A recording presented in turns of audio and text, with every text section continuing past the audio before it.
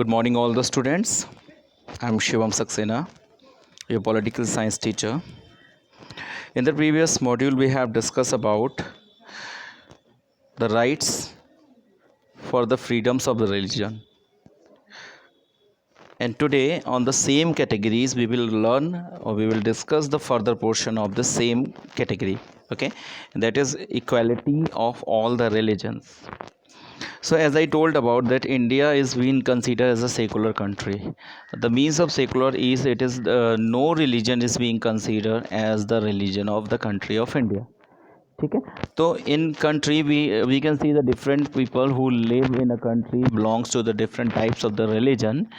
So how they are free and how each and every religion is considered to be the equal in our country, that we discuss in this module. ठीक है, देखिए, being a country which is home of the several religion, it is necessary that the government must extend the equal treatments to the different religion. ठीक है, जैसे country of India अगर एक ही religion को promote करेगी हमारी कंट्री, तो क्या होगा, आपस में सिविल वॉर की सिचुएशन बन जाएगी. तो as India there is different types of the diversity exist as per the religion and community. So the government should encourage and give the equal treatment to each and every religion. Negatively, it means that the government will not favors any of the particular religion. ठीक है, यानी इसका क्या मतलब है कि government किसी भी एक रिलीजन को फेवर ना करे, सारे रिलीजन के बेनिफिट की बात करे. India doesn't have any official region. जैसे मैंने आपको बताया, India is consider to be a secular country. So no religion in India is consider to be as the main religion of the country. यानी कोई भी एक ऐसा रिलीजन नहीं है जिसको आप रिलीजन ऑफ इंडिया बोला जाए या इंडिया का ऑफिशियल रिलीजन बोला जाए. ठीक है, तो therefore the each and every religion must be treated equally. ऐसा नहीं होना चाहिए कि कोई भी ऐसा पॉलिसीज़ बनाई जा रही है जिन पॉलिसीज़ में एक स्पेसिफिक रिलीजन को बेनिफिट मिल रहा है और बाकी रिलीजन का लॉस हो रहा है. ठीक है, तो this is all about the equality of all the religion की कैसे हर एक रिलीजन्स को इक्वल बनाया गया है. तो कॉन्स्टिट्यूशन में ये चीज़ें मेंशन की गई है कि कोई भी गवर्नमेंट ऐसा कोई भी डिसीजन नहीं लेगी जिससे एक स्पेसिफिक रिलीजन को बेनिफिट हो या फिर स्पेसिफिक रिलीजन को लॉस हो.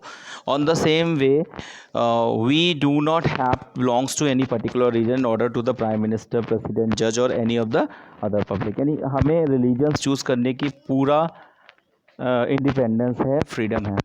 ऐसा नहीं है कि किसी भी प्राइम मिनिस्टर ने आपसे कह दिया कि आप अपना रिलीजन बदल लीजिए और आप इस रिलीजन को अडॉप्ट कर लीजिए, then you go and adopt that religion. No, you are giving the equal rights to choose your religions as per your choice.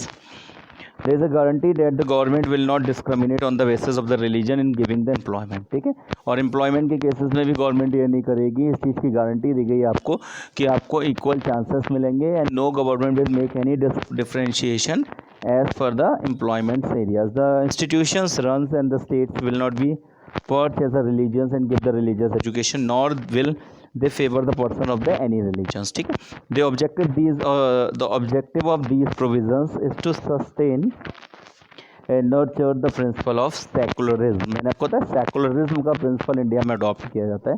तो उसके अकॉर्डिंग क्या है, हम इक्वालिटी की बात करें तो each and every religion will be given equal chances in each and every aspect of the life. No specifically reason is giving the benefits by education status, by employment status or by any other status. ठीक है, each and every religion is being considered as a equal. The next fundamental right is cultural and educational right. Only two fundamental rights are left and then after we'll discuss about the directive principle and then this chapter will get over. ठीक है, तो अब जो next है वो cultural and educational rights है. देखिए, cultural और एजुकेशनल राइट्स के बेसिस पे everything is given as per that we are free to inculcate the values of our culture.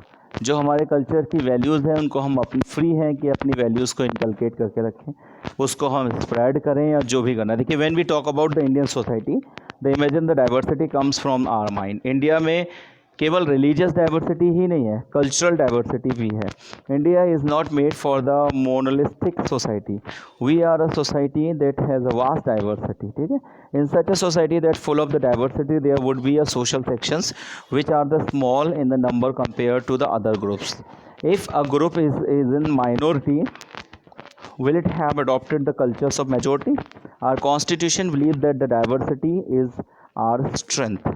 देखिए अब ये कहने की बात है कि जैसे इंडिया में मल्टीपल डाइवर्सिटीज़ है, केवल रिलीजियस डाइवर्सिटीज़ नहीं है, कल्चरल डाइवर्सिटीज़ भी हैं। एक छोटे छोटे से ग्रुप जो हैं वो सेम रिलीजन को बिलोंग करते हैं but they are diverse in the way of culture. जैसे अगर हम बात करते हैं हिंदुज़्म की, तो यूपी में हिंदू जो है, और एक बंगाल में रहने वाला बंगाली हिंदू हो गया, पंजाब में रहने वाला पंजाबी हिंदू हो गया। तो जो पंजाबी है, बंगाली है, मराठी है, गुजराती है, these all are the culture. तो ऐसा नहीं होना चाहिए कि जो माइनॉरिटी वाला है वो मेजोरिटी के कल्चर को अडॉप्ट कर लेगा। No, in the constitution it has been mention that the diversity is the strength of our country. Diversity जो है वो हमारी कंट्री की स्ट्रेंथ है। Our constitution believes that the diversities are the strength of the country. Therefore, one of the fundamental right is the right to the minority to maintain their culture.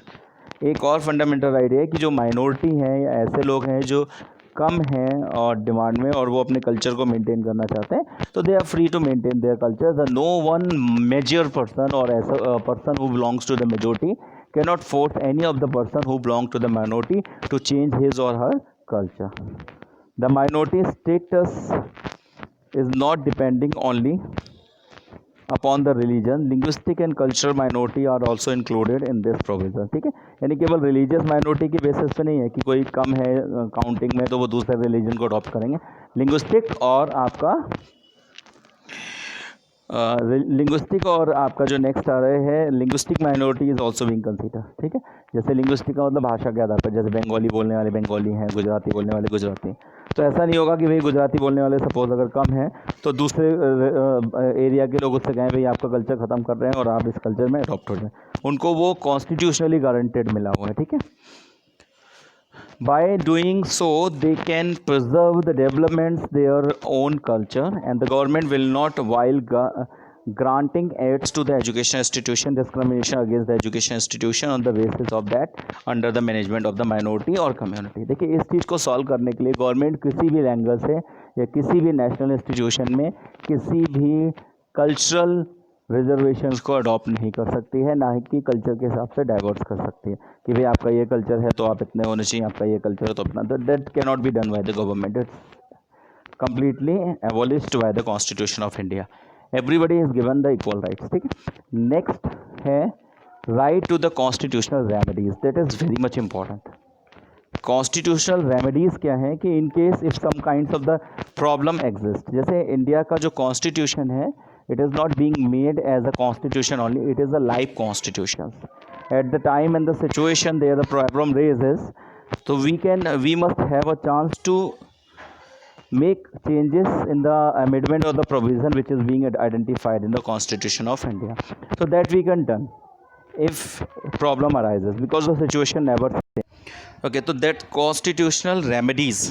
So I told that the constitutional remedies are very much important because our constitution has been considered as a live constitution, and the changes might be required as per the situations because the situation will never be same। ठीक है, तो उसके लिए constitution ने remedy या जो बदलाव हैं उसका भी एक प्रोविज़न दिया है कि अगर आपको लगता है कि कॉन्स्टिट्यूशन में उस टाइम के हिसाब से कुछ अच्छा था but in future there might be a problem with any of the provision, so you can make it change, but very long process are there to make it correction. और जो भी बदलाव किया जाता है that is known as a constitutional amendment.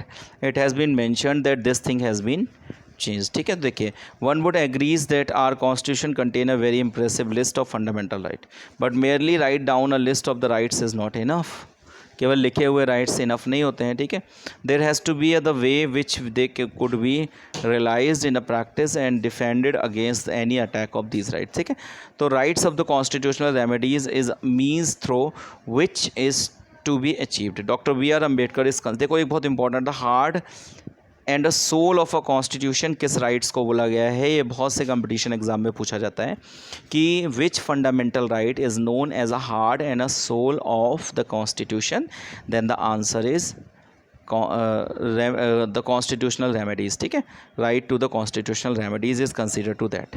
तो B R Ambedkar ने इसको बोला था कि जो राइट टू द रेमेडीज़ है वो हार्ट एंड सोल है, and is so because the right gives the citizens the right to approach a high courts and supreme courts to get any of the fundamental rights resulted in case of its violations. अगर कोई भी fundamental right का violation होता है तो उसके लिए एक राइट दिया गया है कॉन्स्टिट्यूशनल रेमेडीज़ में कि अगर कोई भी ऐसा चीज़ होता है तो सुप्रीम कोर्ट या हाई कोर्ट पे कोई भी पर्टिकुलर पर्सन जाके रेट या PIL जारी कर सकता है। The supreme court and high court can issue the order and give the directive to the government for the enforcement of the right. ठीक है, तो ये कुछ कोर्ट्स की रेमेडीज़ दी हुई थी कैसे, apart from the judiciary may from the mechanism has been created in the later years for the protection of the right. ठीक है, you may have heard that the National Commissions of Minority and the National Commission of Women's, National Commission of Scheduled Caste, etc. These are the institution protect the right to the women's, minority और दलित, ये national commission है जो इनके rights को protect करते हैं। Beside the national human rights commissions